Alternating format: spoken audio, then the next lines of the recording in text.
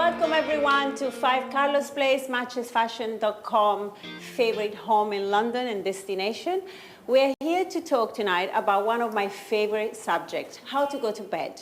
with Robin Wright and Karen Fowler, who founded an incredible pajama line called Pour les Femmes with the intention of empowering women. There's a beautiful story behind it. In fact, I heard you saying, Robin, that you've been campaigning for 11 years, going to the Congo, hearing the most terrible story, and you couldn't reach an audience until finally you two came up with this incredible idea. So do you want to tell us a bit more about this incredible idea that you had? That is all true. And then I was so frustrated, and Karen came to Baltimore where I was shooting House of Cards, and she goes, why don't we build the perfect pajama, which we've always talked about. We could never find the perfect pajama. I know, tell me about it. Right? Yeah. It breathes, and for women over 40, we know what we're talking about, where you're just like, you're hot, and you just want to have something where you feel like you're naked, but you've got something on. And sexy and comfortable is what we were going for. And she said, why don't we build our perfect pajama, which we've talked about for 25 years, and have it be a give-back company. It'll be a socially conscious sleepwear line, and that's how it began. I love the idea you say sexy and comfortable because let's face it, how many of us in the evening go to bed and our partner, whatever that person may be, just looks at us like, what are you doing? Where are you going? to a polar expedition. So these pajamas are beautiful, and the fact that they have a beautiful story is even better. So your background is in design, correct? I've had a couple of labels, but I started 20 years ago. And I had a resort label. And then we started ours just 2 years ago. And we decided to merge it together and focus mostly on sleepwear. And what is the idea about, what is the message behind the brand? For every woman who wears one of your pajamas, there's a beautiful story of another woman in the Congo that gets helped. So do you want to tell the story? You've been on the ground, you've been on the ground too. I mean, it's two tiers, really, but coming up with the name, which you came up with the name, because we were saying we want to do something for these women, because I had gone to the Congo, and I had seen women are used as a weapon of war, and it's connected to the minerals that are in our gadgets.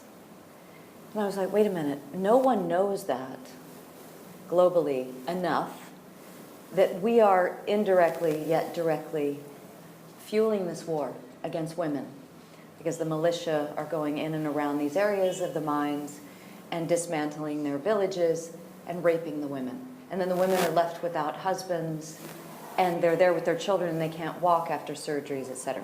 So I said, well, why don't we go post-stress and start giving back to these women to give them sustainable life? And she said, let's call it Pour les Femmes, and we both love France, and it will be symbolic of comfort and security, which is what pajamas and bed and sleep is about. That was sort of the origin of the beginning. Yeah. And it's a beautiful thing, because what you said is there are a lot of women who are subject to abuse in plenty of supply chains worldwide, in so many countries. The Congo is one of the worst, with this terrible, atrocious story, unfortunately, of rape and beyond our wildest imagination. So the idea to work with these women post-stress, as you said, because how do they then get a life? How do they recover? So the fact to empower them with a job, even to donate them a sewing machine and teach them to sew, it all started from there, in fact, right? Because you partner with an NGO on the ground that does that. So what is the story on the ground? You were telling me before we started, I mean, the first time you went. Well, we have two different groups that we really, or actually three, that we give back to. But the one that I visited in Goma is a project called Give Work. And it's all of our beauty bags and our makeup bags and our Congo pajamas that are made in Congo. And it's every item that is actually made gives a woman a day of work in Eastern Congo. And then now we have started working with the widows of Virunga Park soldiers. And we're actually building a workshop there where they are making our pajamas, a line of our capsule line of our pajamas that have the Congolese trim, and it's from European fabric. And it's really beautiful. And I'm the most proud of that because we are giving them a day of work and we're also giving back to them at the same time. So have you started the line 2 years ago, the project, and have you seen already a change on the ground in the Congo for your project, or do you think it takes longer to see? Was the change immediate that you saw the difference? The change was pretty immediate because of what $20 can do for one of their children. $20 can not only buy her rolls of fabric, multiple rolls of fabric, so she can build her traditional wear and sell it down in her local village. And then she has her little empire, and then she can feed her child. $20 gives a child... And they also have sewing classes. And sewing classes. They graduated from sewing class, and then they had a graduation, and they were so proud to get back on their feet again and be able to provide for their families and feel, after such horrible circumstances, feel like they were whole again. They have a value, and then they end up teaching the other women that come in, and so on and so on. And that was the intention, is let it be a domino effect. And grow. Because when you started, how many women could you use to produce? Like probably a very small number that could sew and could make one of these beautiful pajamas.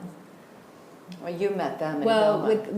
with the pajama project, it depends on how much work they have.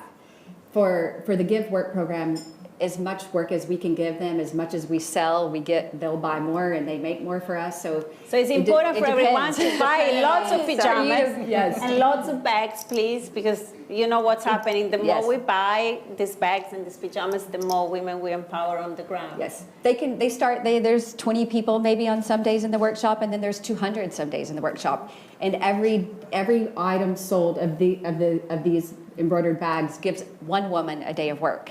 So we want to give 200 women a day of work for an entire year. How did you train the women on the ground to respect? So you had a vision of a design for these pajamas, and then, because I visited a lot of, when you travel around the world and you go into the village, it's very difficult to train the people to achieve the quality and the finish that you want. So you must have, taken a lot of resources from you too to really mentor these women to achieve that quality.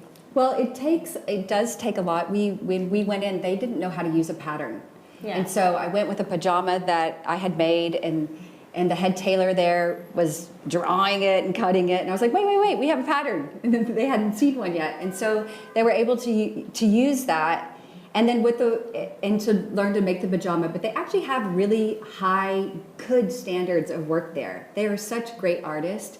And then with the help of Nicole Esselson, she runs the Give Work program in Goma. She oversees it, makes sure the quality is there. She is not messing around. She is not sending anything out that's not perfect. So with the help of her and these great artists, we've been able to make such a beautiful product.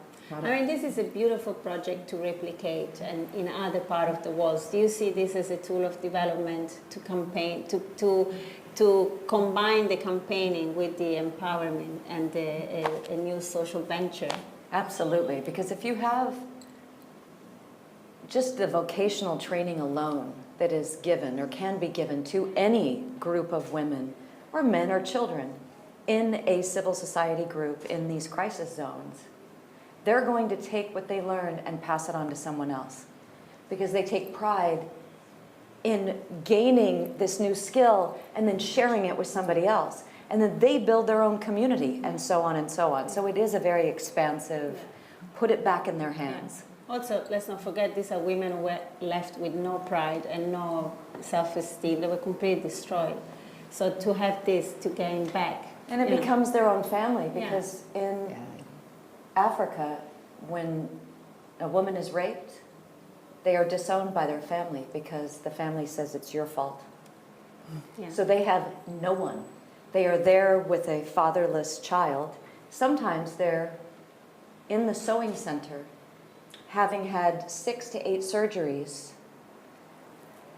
So they can't stand up for 6 to 8 months. They can only sew, which is why we started this. Let's get them sewing machines, they can sit down. And having all of that time with no family, and there's no security and no support, they have to find another way to build a new family and a new purpose and a new value for themselves. And then to see what happens after they achieve that. We've received videos and we're just weeping. And they are women. They're like, I did this on my own. And all I needed was the $20. And so our whole ethos was, yeah, you can sell a product, and we all love to consume. But when you consume, isn't it great knowing that you're a participant in helping someone further their life? Yeah. And that was the purpose of Pour La Femme. Yeah, which is beautiful. It's the purpose of a lot of other, like-minded entrepreneurs. Like this is, I think, where the industry is moving is towards a fashion that has beautiful stories behind, a meaning and a purpose. You know, it's not anymore just consuming for the sake of consuming, but you want to, in this case, go to bed with beautiful stories. Where do you see the brand going now? What is your future roadmap? What is your dream for? I mean, we Pour La want to Femme? expand to children and home and make it a lifestyle brand. That's really our vision. Yeah. That's really nice. So that you can go, you can have the entire family dressed. You do men pajamas as well? Yes, No, we do. Oh, we've great. got a whole new men's line coming. Oh, great, Oh, yeah. great. So great. Yes, Christmas presents. Yes. And also this new, I noticed recently a lot of luxury brands have designed this kind of evening pajamas to go out for dinner almost, You should do one of those too, right? Maybe we'll do a special one of that. Yeah. One, Right? Yeah, for sure. Yeah. And do you have other projects outside the Congo that you look into opening to produce the pajamas? Or for the Produce, moment we're trying to get more produced out of Congo. It's just very difficult getting through customs because it gets held and confiscated, and That's true. That's another big it's really issue. tricky. That's And then it another- hurts them because they don't receive the fabric in time, etc. So we're trying to navigate through that right now. We're producing in a lot of, it is. It's very I mean, political. we would like to produce there as much as possible, like for the Give Work program, and plus we love the product. And yeah, but we're doing a capsule collection from Italy. We're doing, we make a lot of our product in Los Angeles.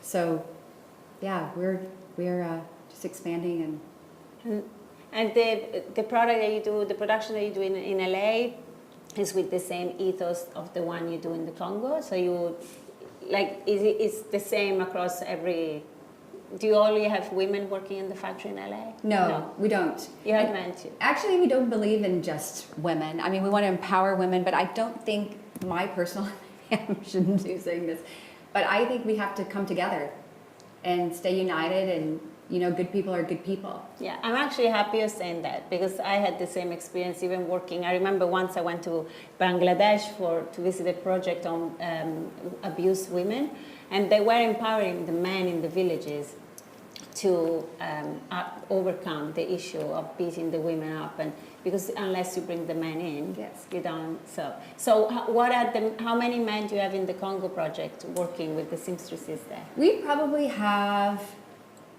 5, and the tailor that is the most educated is a man, and he's been with Nicole for quite a few years.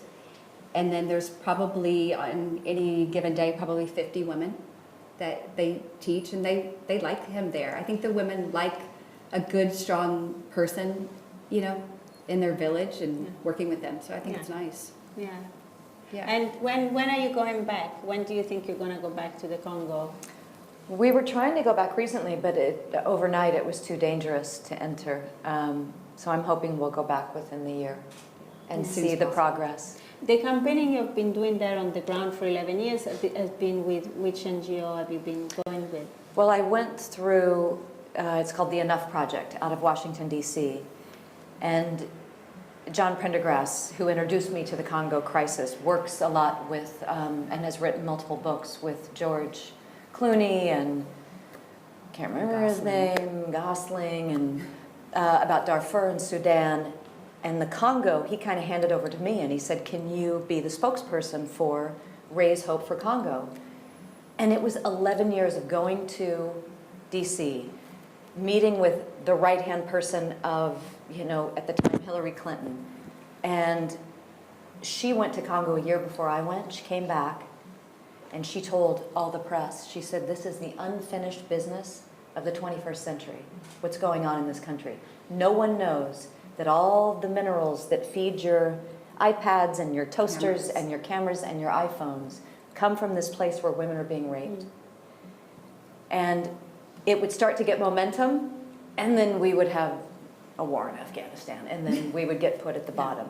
And that's when we decided, let's just create a world, a product, an entity, where all of the people can participate with us. We all want to be inclusive, and right? And we're only 2 years young, so we're hoping I know that exactly what you mean, because the same thing happened to me when, I've been campaigning for human rights for a long time, and then Colin gets nomination for a single man for the Globe. I decide to do this thing called the Green Carpet Challenge. I step on the red carpet with the eco fashion and starting to talk about human rights, and everyone listened and thought, okay, if you want fashion, I'll give you fashion. Right. But we're still talking about the same, shit behind part of my French. We're online. But, it's like that. It's like, it's the power of fashion is incredible once you start to understand that, and how much you empower everyone. We all feel empowered when we wear something that we know there is a beautiful story behind. So did it make you look at fashion and products in a completely different way now that you do this? Not for me. I mean, Well, maybe I think it does. in the Let me give speak back for her. You speak for me. Speak it. Just because you're more conscious of where something comes from, where something's made, what the chain is, and you have to. We're learning that you have to spend a little bit more money to have a clean background, and so people have a fair wage. And that's the trickiest part of our business now, because we're a new label. We're not everywhere yet, so people don't know the story. And then if we have to educate the consumer that if you spend a little bit more money, someone gets a fair wage and it gets to live a nice life in a different place. Well, You're so right, but it doesn't change the look of the garment. No, I was or talking the about production you as a of it, or consumer the when you go and buy. absolutely, you have to look at it from a different way. And also, you spend a little bit more money. You have a product that has incredible quality, and it's a pajama that lasts forever. Yeah. So it's a win-win situation, We right? think so. Yes. Yeah. And so, what is the primer material that you use in your collection, in your pajamas? cotton. Indian cotton was the first base, and then we Because it's lightweight and breathable, we really like how feminine it is. And then we've sort of branched out to a lot of linen. We really love linens. Would I think you ever do linen's a more of a wool European pajama? thing. No. Oh. A wool pajama for Eskimo women? Like people like me, I like to go to bed like it's so cold always. Oh, we can wrap you up really good in some of it, yes. Yeah. But they're really, really beautiful. What do you do with the seasonal? Do you have one season, or do you have do you like to change for like winter pajamas and summer pajamas? What do you do when you think the collection through? How do you go through? Well, we think mostly of the cotton pajamas for really lightweight, but we don't want to get away from who we are with the cotton, so we do different kind of prints, and maybe we'll pipe the pajama for holiday, or we'll add some plaid or some red, and then we do we're starting to do a lot of wash linens and things like that. It just feels really, more really nice. heavy. But And when are you going to launch the man collection? Soon. And probably Next year? No, probably the next 3 months. Oh, wow. Yes. So the first quarter Coming. of 2019. Yes. And Yes. we'll have it on Matches Fashion as well? I hope so. Yeah. Just in time for Colin's birthday? Exactly. That's great. If that helps, yes. Yeah, please. Put that order in. Yeah. And the children's wear? What are you going to do with the children's It's coming, and sheets and candles and towels, we hope. Yeah, all of that is. It's all in the works. It's It just in the takes a bit works. of time. Yeah. I read somewhere that your daughter was the first model for the collection. She was. Yeah. We were so grassroots at the time. We Yeah. were shooting it, I think, in my master bedroom, and We were shooting at Hotel Casa del Mar. Oh, because we were there, because we were staying there, that's Yeah. right. And then we were like, oh, we don't have a model. And I was like, Dylan, get over here, put the thing on. Put the pajama on. Yeah, Be she does resourceful like model, a and baby. She does she's model, so beautiful, yeah. so it makes sense. What did you feel the first time when you actually launched the line and it became all true? Because one thing is to have a conversation between two friends and have a dream, Yes. and then it happens and you launch it. Like what happened? How did you feel? And Well, the first launch was 100% of the proceeds went, and we sold out. How long did that take? Well, that was 1 month. We launched, and we said the first month that we were launching that we would give all money to charity. And it was November, and so we had them all ready for Christmas, and we sold so many in 1 month. We probably sold $200,000 worth of pajamas in 1 month. wow. Yeah, and so it was what great. did the women on the ground say? What happened to them? Oh, when we they- have lots of videos. So of them much crying. video. Our tagline was "Together we dream bigger," and they said it in their native language, and then they said it in English, and we cried. We did. I'm sure. But I remember the first time that we saw it actually in a store, and I've been doing this for so long, so it's so normal for me. And Robin looked at me, and she started crying. She's like, "We did it!" And I was like, "Yeah, we've been doing it." You know, so it was So great. great. It was So great to see great. it come to fruition. Yeah. It's really a so good dream. how much did it grow in the past 2 years? How it started with something quite small and then it grew a bit more. We started really small, and then we hired Charlotte Finlay Notman, and we blew up. And then we met Matches. And then Yes, my matches and then we had were matches. changed, So and boom. it happened to me. Yeah, it was. The same thing happened to me. Yes, yes. It's the power of matches. Yes. We're very proud to be at Matches. We are. It's exactly the kind of store we want to be with, that cares about the background and cares about the product at the same time. We like their vision.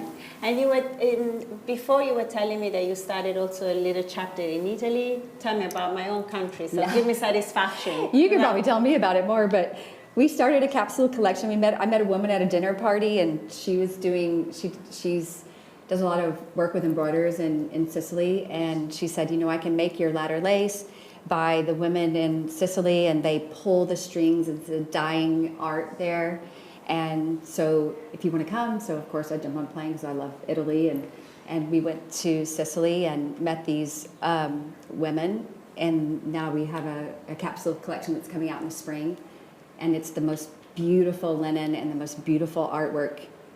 I can't believe it. They sit and they actually pull strings that makes the design, and it's It's so beautiful to have the artisanal story behind as well, because it's the same with the wash bag, like the hand embroidery, and there is an artisanal story in the Congo too, and the artisanal story in Italy, and it's beautiful to carry that through as an extra thing as well, because I think a lot of us today assume, we're used to think product being mass produced and many times by machines, so that human touch and that particular thread, is a beautiful story.